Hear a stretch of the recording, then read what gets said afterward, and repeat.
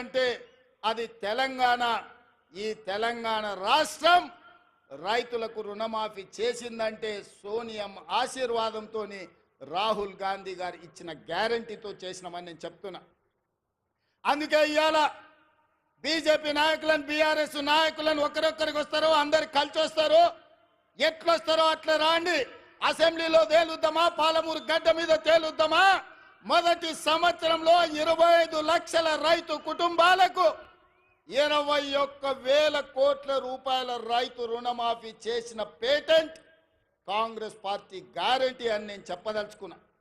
గ్యారంటీల గురించి మాట్లాడాల్సి వస్తే స్వతంత్రం వచ్చినప్పటి నుంచి దళితులకు, గిరిజనులకు, ఆదివాసీలకు, బలైన వర్గాలకు భూ పంపకాలు చేసి అసైన్మెంట్ పట్టాలు ఇవ్వడం ద్వారా ఆ గ్యారంటీ మాది.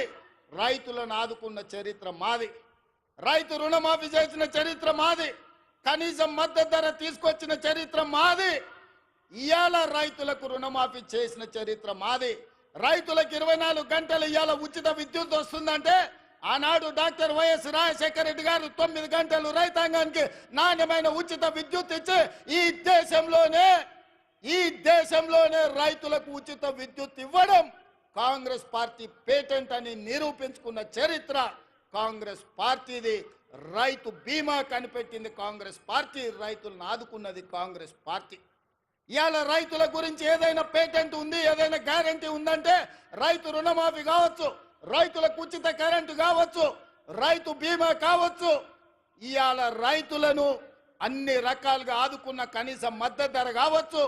ఇవాళ రైతులకు 500 రూపాయలు బోనస్ ఇచ్చి వరి పంటను పండించిన చరిత్ర ఇవాళ కాంగ్రెస్ పార్టీది. ఈ పేటెంట్ అంతా మాది కాదా అని నేను అడుగుతున్నా. దీని మీద చర్చించడానికి మేము సిద్ధంగా ఉన్నాం. ఎవరెవరు వస్తారో రాండి అని చెప్పి ఈ వేదిక మీద నుంచి నేను సవాలు విసిరదర్చుకున్నా. అందుకే మిత్రులారా, ఇవాళ 70 సంవత్సరాల తర్వాత ఈ జిల్లాకు మనకు అవకాశం వచ్చింది. మన ప్రాజెక్టులు ఇంకా పడా ఉన్నాయి. నేను అడుగుతున్న చంద్రశేఖరరావు గారిని,